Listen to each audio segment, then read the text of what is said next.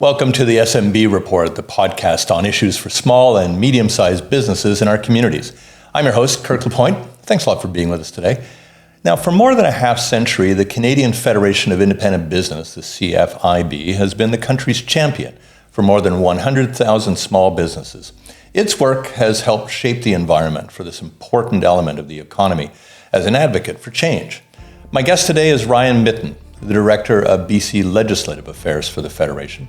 Educated at McGill University and the London School of Economics and Political Science, he's worked in government. He's also worked in the private sector. And his role these days is in representing the needs of small businesses in a time of great economic challenge and change.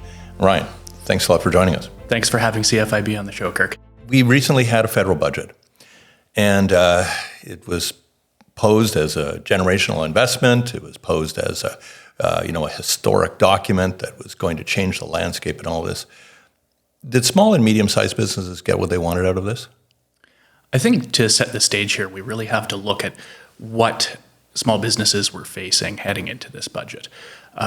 We had the President of the United States waging an economic war on on small businesses, on our economy, and we had a generational opportunity to get lean, to fight that war, to put ourselves in a position that perhaps not for decades we had been in, to really actually focus on our fundamentals and the key to our economic success. And that's looking at the taxes and the regulatory burden that has been holding back business for so many years. And there were great expectations, but we didn't really get that in this budget. One of the key things that CFIB was asking for was to address the small business tax rate. And we didn't see that in this budget. We did see some measures that were promised in previous years, things like changes to the lifetime capital gains exemption. But ultimately, I would phrase this as expectations not met. Did you think part of this was being held back a little bit? There's still this potential election that could come awfully soon. You need new material when you go into a campaign. So did Mark Carney put a little bit of the brakes on this, or was he worried about the political climate that he had locally in the House of Commons, or even the climate that he might have with trying to renegotiate a free trade deal or a trade deal with the United States?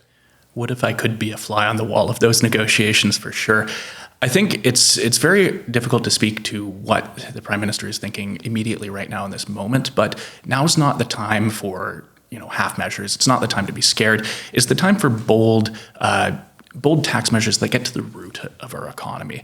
We have recently released a study actually showing that the average Canadian small business pays about 20% more taxes than the average small business in the United States. And this actually is because of a tax measure known as S corporations down in the United States. So you can, if you're a small business owner and you're in the US, you actually can opt to be an S Corp. You pay your personal income taxes as the direct measure on which your small business is taxed. Oh. We might know it as a sole proprietorship in Canada, but because of the way income taxes are structured in the United States, that confers a huge tax advantage for small businesses.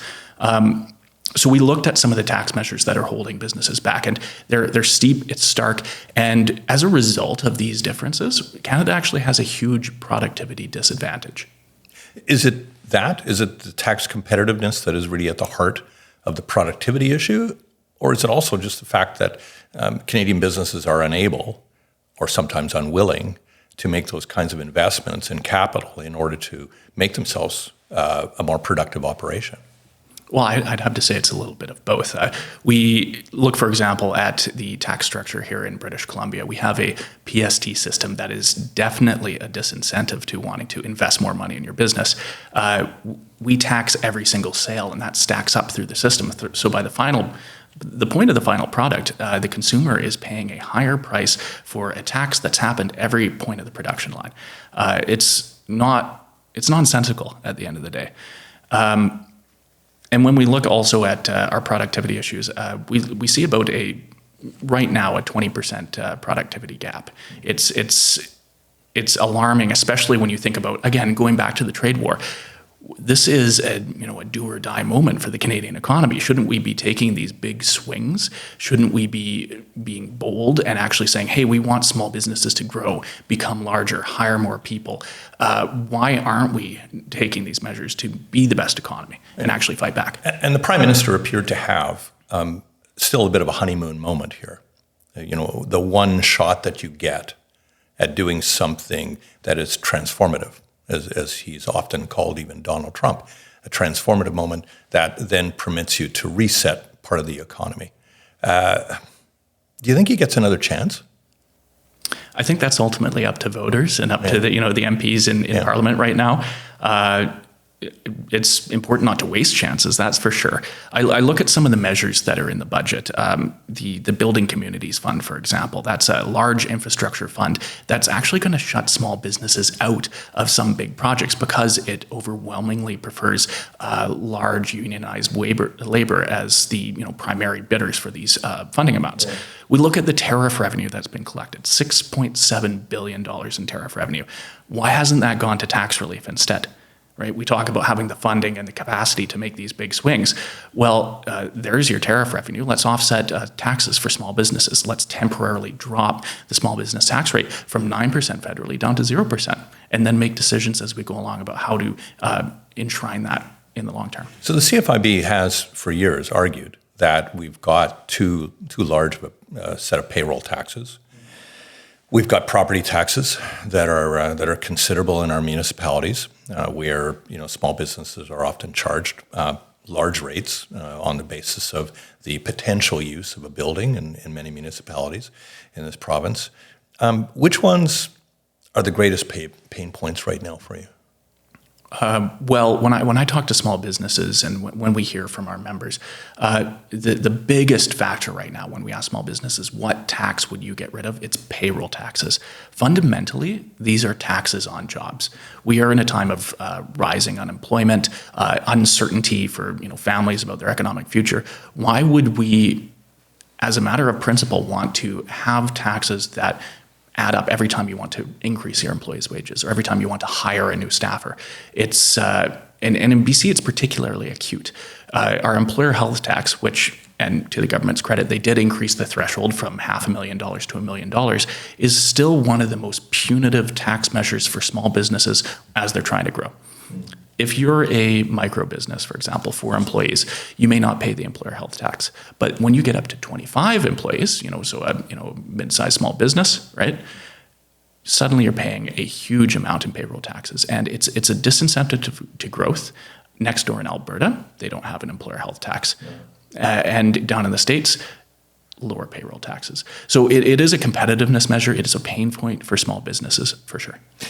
You're a young guy, but I'm old enough to remember John Bullock, who was a CFIB's very argumentative spokesperson for a very long time. And he would talk about the emergence of red tape, how red tape was now beginning to bind small businesses from doing the jobs that are there. Tell me it's getting better. I'd like to. I think we've seen the words and commitments from our elected officials to cut red tape. We saw from Premier Eby after the last election a strong commitment. It was referenced in the throne speech. It's in the minister's mandate letter. Now it's time to get results. We did see the launch of the EaseBiz BC process. We've made several submissions as to some ideas for what can be improved. And the government's announced some intentions to cut regulations. I believe it's just over 130 new regulations. But these are on the small end. I believe a lot of these are quick wins. And we still need to get down to the, like I said, big swings. One of the measures that I'd like to see, that our members would like to see, is actual legislation that enshrines a rule. For every regulation you put in, you take a regulation out. And this may seem a little rudimentary to some people, but it actually means we're holding ourselves accountable. We need a budget. We need rules to say we're actually going to commit and look for opportunities. It can't be, we'll do our homework later. We've got time. It's, okay, we're passing a new regulation. Let's actually force ourselves to take one out. Just stepping in for a moment to recognize our sponsor, Sprague's Group. Canadian small businesses are facing challenges like never before, and this is why Sprague's Group developed Vistera. It's a subscription-based support package. It gives you immediate access to senior HR, legal, financial, and communications expertise at a fraction of the cost of a full-time hire. Vistera is designed to give you the framework and guidance you need to build a stronger, more efficient business without the high overhead. Click the link in our show notes to learn more about what Vistera can do for your business. Now back to the episode. In recent months, we've seen not bad employment results in our economy, but largely moving into part-time work, not necessarily full-time work, where the gains have been made. And I want to ask about that because we hear a lot about labor shortages, and I really wonder whether it's scheduling, minimum wage, what is it? What are the deterrents here that are keeping us back from propelling this kind of full-time labor growth? And what are small businesses saying about this right now? Yeah, one of the great advantages that CFIB has is we can pull our members to get data into the niche components of these problems. And when we ask our members, why are you facing labor shortages? Overwhelmingly, they tell us that there is a shortage of skills to do the job. It is a skills mismatch at the end of the day. I think in excess of 60% say that that is their primary reason. When we delve a little deeper into some issues why people may not be applying for jobs that are open and available, some of it is they don't want to do the particular hours that are required, so it could be late or odd hours. It could also be a physical labor requirement, so people are looking for an office job instead of a job in the trades, a job in construction. When we look at the industries that are actually suffering from these acute skill shortages, it's overwhelmingly construction. Yeah. That is facing this. We look at manufacturing, for example. These skilled individuals that have like a unique set of skills are hard to come by. You and I both have education that is out of the arts, out of the humanities kind of thing, but we've had Chris Gardner on this program from the ICBA, and he's said the same thing.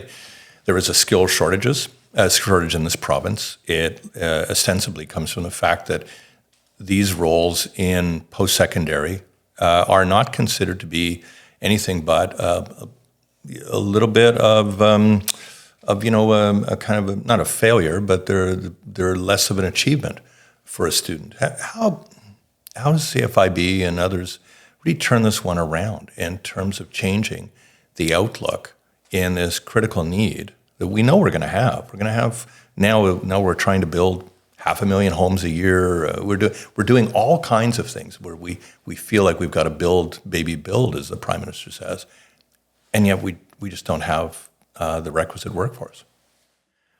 Well, I think it comes down to a couple things. I will start by saying it doesn't help when you're doubling the cost of the public service over the course of the past 7 years.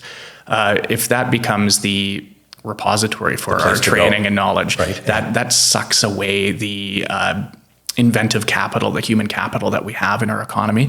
It can't be easier to go become a policy analyst than it should be to start your own business. When we ask people, would you recommend you start a business in British Columbia right now? 64% say no, they wouldn't. These are real small business owners said, if I had a chance to start over today, I would say don't do it. That's insane to me. Yeah. That's how difficult we've made our regulatory environment. That's how difficult it's become to take risks in our current economy. And we need to start rewarding risk again. We need to start rewarding people who are willing to go take a chance, go out on their own and pursue a dream to this small business, this idea of creation. So it is a little discouraging, I think, at the end of the day, when in the wake of the recent negotiations with government, obviously the BCGEU and the provincial government, but it's going to put incredible fiscal strain upon the government. They're going to be hard pressed to find fiscal room to do what I said, which is reward risk, to create the economic conditions to allow people to go out and start a business.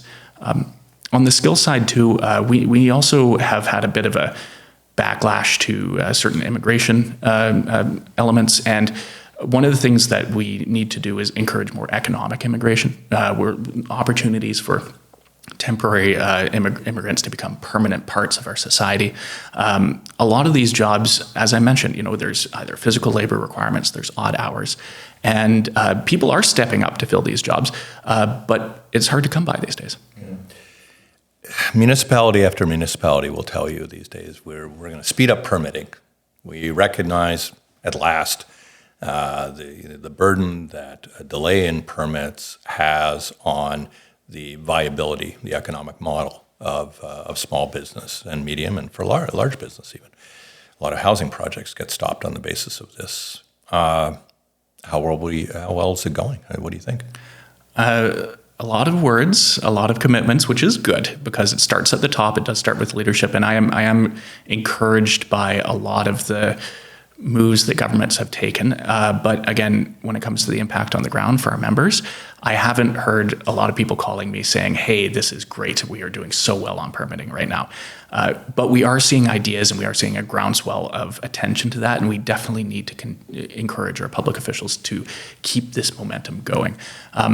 Just to give you an example, I heard from a recent member. They're on Vancouver Island, and they construct, custom log homes. And an individual, they're in their senior years, they're very close to retirement. They wanted to build their dream home. And what happened is they go to submit an application to get a approval for environmental issues. It's called the riparian area protection regulation, because if you have a property, actually I believe the Premier referenced this as well, even so much as a ditch with water running through it adjacent to the property, you need to get a professional to come out, survey the property, assess it. It gets reviewed by public sector officials, and then you have to go to the local government and get another layer of approvals. Right. Yeah. Why aren't we just simply saying, here's the single permit, let's do both of these permits at the same time? All these things, it's like, well, do you have your Form 2910B? And then only then can we go on to Form 2910C. It feels like the Department of Motor Vehicles here, the apocryphal sort of thing you see in Zootopia with the sloths. So I am still hearing these examples of frustration from small businesses across the province.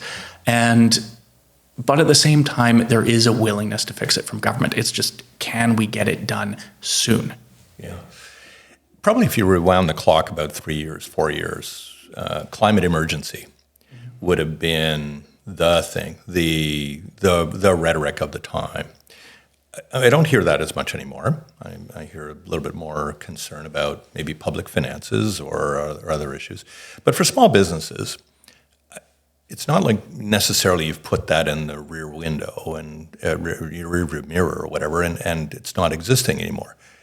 But is it being overtaken by things like insurance costs and other types of structural issues that now are more imperiling for a small business in this province? Well, I'll start by saying, it was the right move of the provincial government to abandon the carbon tax. It was deeply unpopular with consumers. It was deeply unpopular with small businesses, including our members. And now I would say we've tried the stick. Now it's time to try the carrot. It's there's room for innovation, there's room for growth, and there's room for creative solutions. I think we're still waiting to see next moves from the federal government. There's been promises about innovation and new technology. But the reason that we had this conversation in the first place was the structural issues around affordability. And small businesses really are at the forefront of this affordability conversation. It's your local corner store, it's your local salon. The things that we do and need in our everyday life our members overwhelmingly tell us that the rising cost of doing business is still unsustainable. And they have to pass on those costs to consumers if they want to stay in business. It's not an option at the end of the day. So in order to improve affordability, which was one of the main reasons that we walked away from the carbon tax, we need to actually get down again to the structural issues of our economy, the high taxes, the high costs of doing business, the fees and burdens that are preventing business owners from offering the most affordable options, because they want to be competitive. They want to be part of this affordability picture. I mean, there are wings of government that do concern themselves considerably with cost of doing business, and they want to protect the taxpayer to the greatest extent possible. But it means that the support of government for small business often gets set aside when you start looking at contracts because of the scale that a large company can offer that a small company can't. Is there any kind of a solution in here? Is it a quota system? Is it a certain amount of business that each government ought to commit to that would be there for the small business sector? How do we work our way out of this one?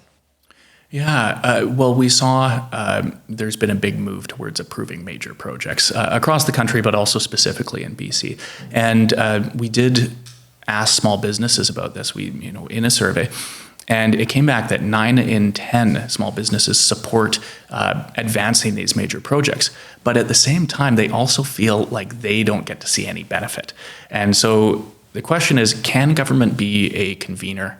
Can it bring small businesses together to actually, bundle their services as part of packages to these major projects? Can it offer those marketplaces where people tendering those bids may not yet be aware of some of the advantages they could give to the local economy? I don't want to be overly prescriptive because obviously red tape can be, a barrier and a cost factor. But there are opportunities here as we advance these major projects to make sure that we're not only just investing in large companies, but we're helping small businesses grow and become large companies in the future. Wouldn't it be interesting if Western provinces, for instance, did a regional contract for particular services that are quite common province by province to allow small businesses to kind of get at them as, say, a consortium or a co-op of some sort? Mm-hmm. Yeah. I know, for example, one of the things, Alberta and BC, you can bid for projects in both provinces on a single online platform. These are the types of solutions that help small businesses get a leg up and get into the conversation. We're also seeing the advancement of AI.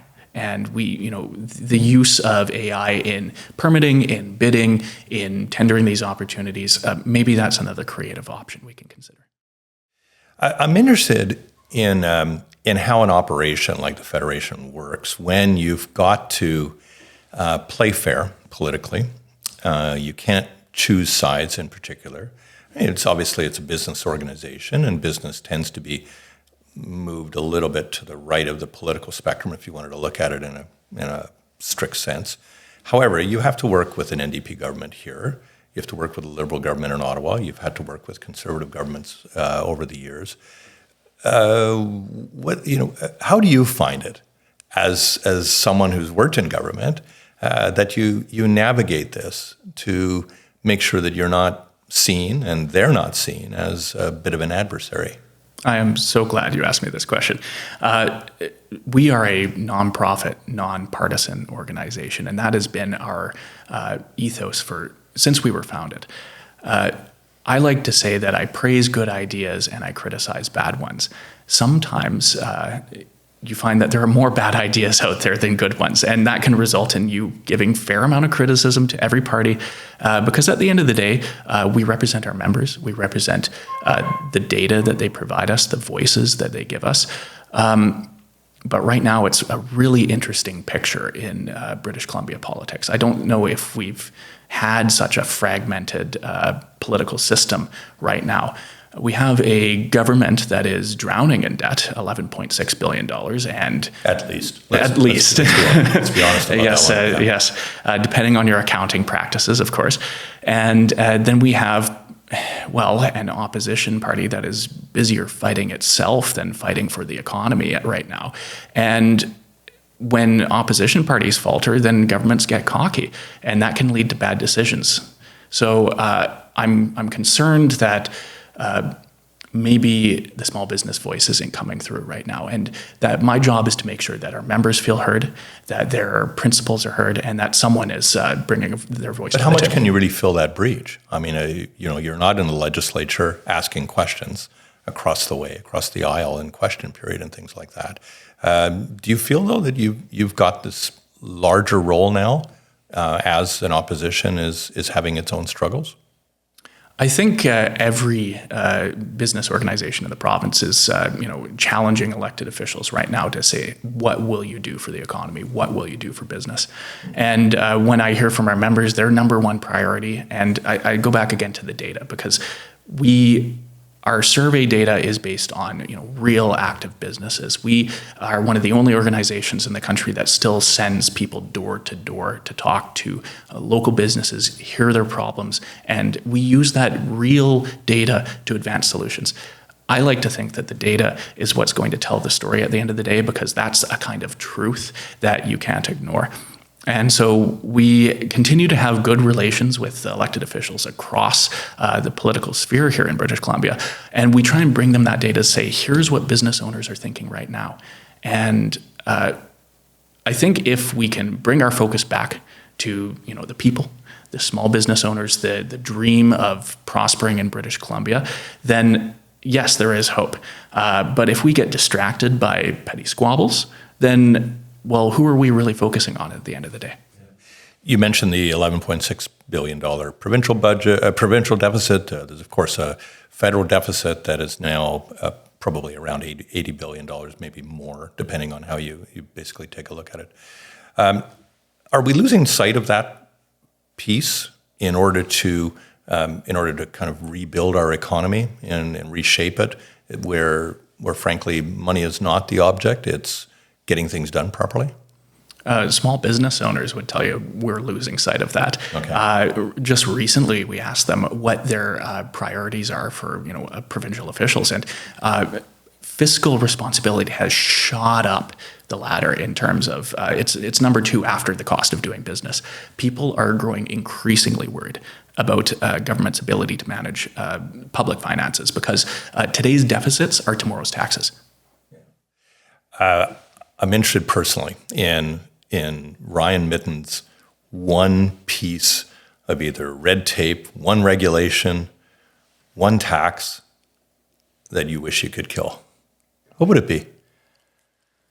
Oh, I've struggled thinking about, if I had with the stroke of a pen to change one thing.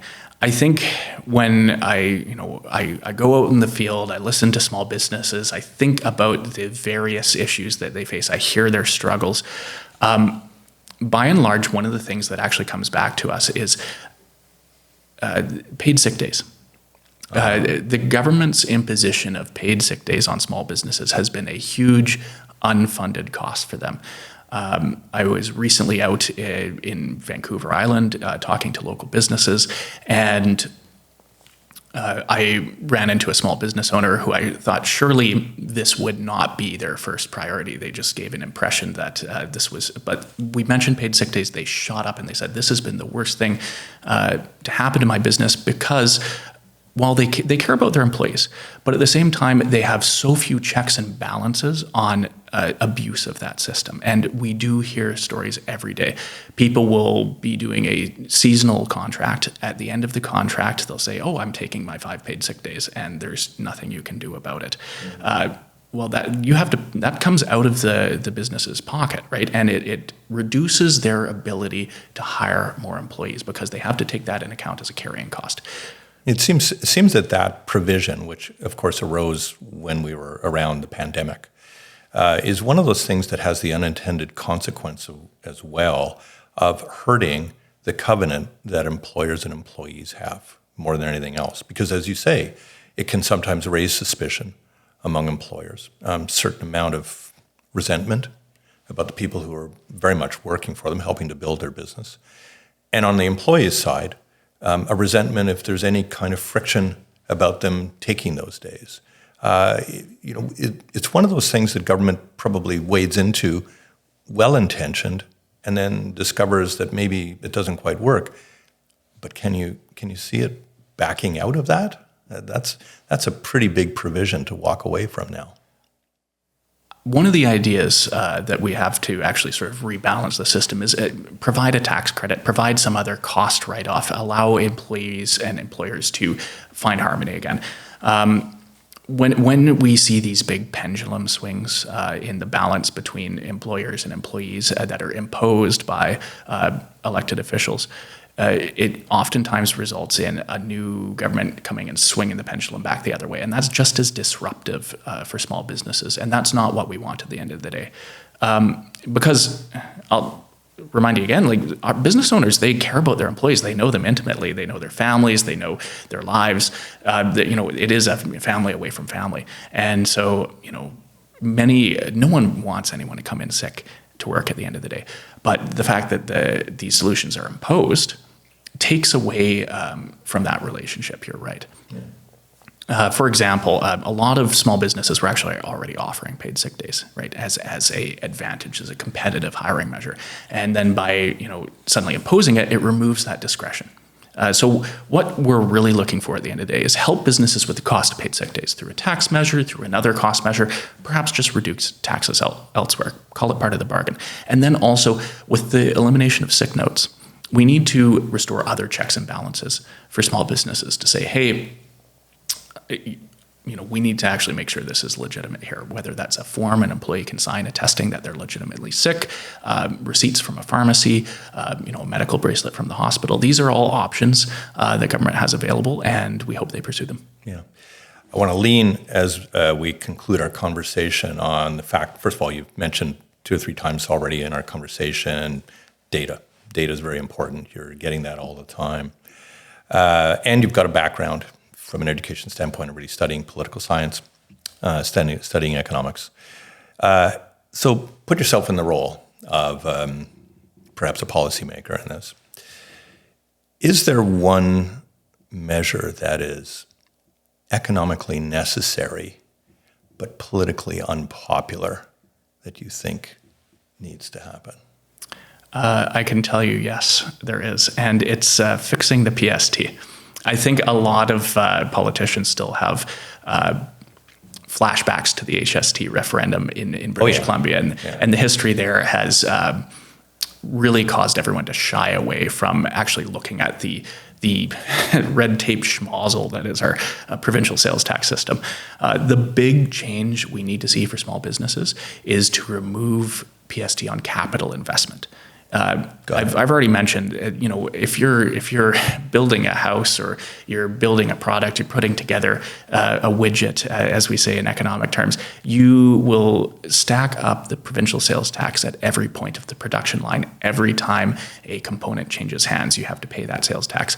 Other tax systems have ways to write that off, so you only pay the final tax at the end of the day.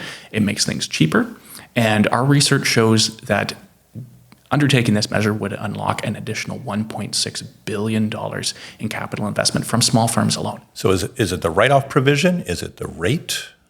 Is it the tax itself just has to go clean and clear? Yeah, just exempt capital investment from the provincial sales tax, period. All right. Well, let's see if this one happens.